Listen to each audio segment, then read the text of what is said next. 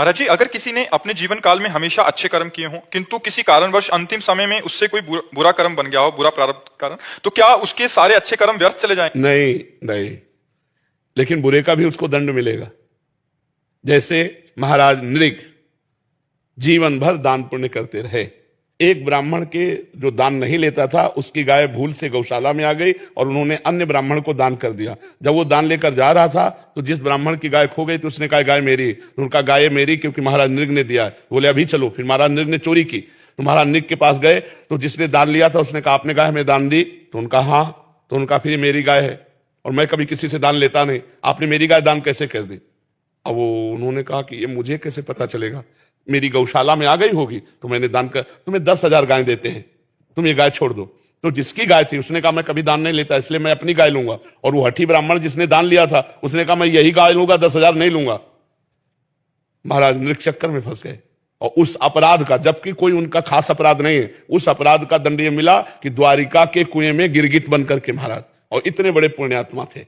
तो ये तो को पुण्य बल से लाभ मिला कि द्वारिका के कुएं में गिरगिट बने तो भगवान ने दर्शन दे दिया तो उनका सब काम बन गया। तो पुण्य व्यर्थ नहीं जाएगा, लेकिन पाप भी व्यर्थ नहीं जाएगा, उसका दंड भोगना पड़ेगा। अगर पाप और पुण्य दोनों से उठ करके आपने रामकृष्ण हरि भजा है तो कुछ नहीं बिगड़ने वाला, भगवान संभाल देंगे।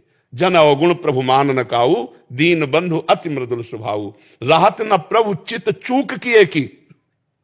बड़ा सुंदर भाव है। राहत न प्रभु चित चूक किए की, करत सुरत सरबार हिए की। भगवान अपने जनों की चूक पर ध्यान नहीं देते। जैसे आपसे कोई पाप बन गया, गलती बन गई और आप नाम जापक हो, आप भगवान के भक्त हो, वो नाम जप ही सबको बराबर कर देगा, साफ कर देगा और आपका अगला जन्म नहीं होने पाएगा, आपका भगवान की प्राप्ति। इसीलिए हम कहते हैं नाम जप करो। नाम में घाटा है ही नहीं, मुनाफा ही मुनाफा है। अगर हमसे चूक भी हो गई तो हमारे प्रभु माफ कर देंगे और वो नाम उस पाप को तत्काल भस्म करके उसका जन्म नहीं बिगड़ने देगा, उसका कर्म नहीं बिगड़ने देगा। आदर्श तिवारी जी, राधे राधे। महाराज जी राधे राधे। महाराज जी, प्रभु को पाने के लिए आपके जैसा संघर्षशील जीवन जीना पड़ेगा क्या? भैया, माया को प्राप्त करने के लिए क्या संघर्ष कम होता है क्या? आप बताओ, आप लोग बताओ।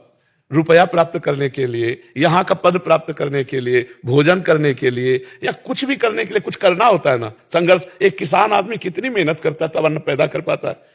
एक अपने पद में जो पहुंचा, कितनी मेहनत, पढ़ाई, क्या क्या सब कष्ट सहते हुए वो पहुंचा। फिर संपूर्ण जगत से ऊपर जो पद है, न पारमेष्ठ्यम न महेंद्र धिष्ण्यम न सार्वभौमम न रसाधिपत्यम न योग सिद्धि अपनर्भवम वा।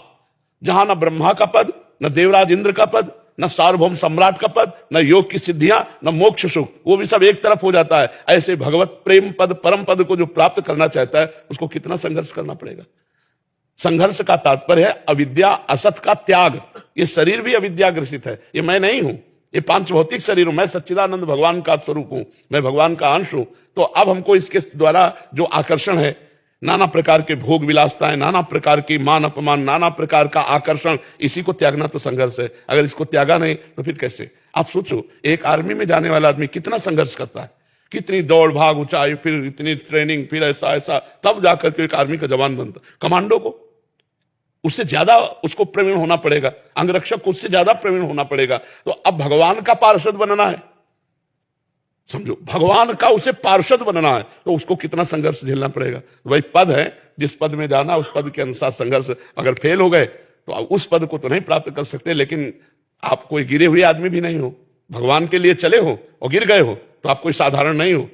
वो भगवान के परम पद को नहीं प्राप्त कर सका तो ऐसा नहीं कि साधारण आदमियों की तरह उसने साधना की है तो उसका फिर जन्म होगा, यशस्वी धनवान कुलवान के यहां जन्म होगा और फिर भक्ति का वही पूर्व संस्कार उसको सिद्ध कर देगा। तो इस मार्ग में चलना तो संघर्ष ही है, लेकिन हम ये कह रहे माया में जीना क्या कम संघर्ष है क्या?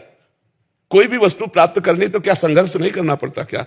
मनुष्य जीवन है ही संघर्ष में, हर कदम एक नया प्रश्न, एक नई समस्या, एक नई जंग नहीं है। तो जब लड़ना पड़ेगा तो असलियत के लिए लड़े, नकली के लिए क्यों लड़े? नकली तो अपने आप मिल जाएगी अगर असली मिल गया। तो असली है भगवान और नकली है माया के द्वारा रचा हुआ जगत।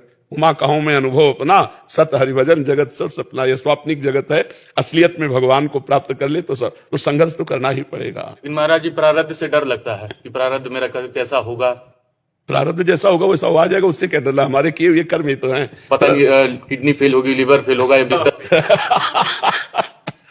तो क्या होगा? हमारी तरह गर्जना करना, अगर किडनी फेल हो जाए तो भी राधा नाम के बल से सब कुछ हो जाता है। अरे बड़ा आनंद रहता है बच्चा, और वो रहता केवल इसके कारण, भगवान की शरण में। और अगर हम शरीर की शरण में होते इसकी, तो अभी हम डिप्रेशन में होते। पहले समर्पित हो जाओ। अभी तुम्हारा शरीर पर अहंकार है कि मैं हूं, इसलिए लगता मेरी किडनी न फेल हो जाए। और अगर ये अहम समर्पित हो जाए तो जैसे जोई जोई प्यारो करे सोई मोहि भावे। हमने तो शरीर प्राण मन प्रभु को दे दिए, अब जैसे चाहो ऐसे रखो। ये भगवान के बल से चलता है, ये भगवान के बल से।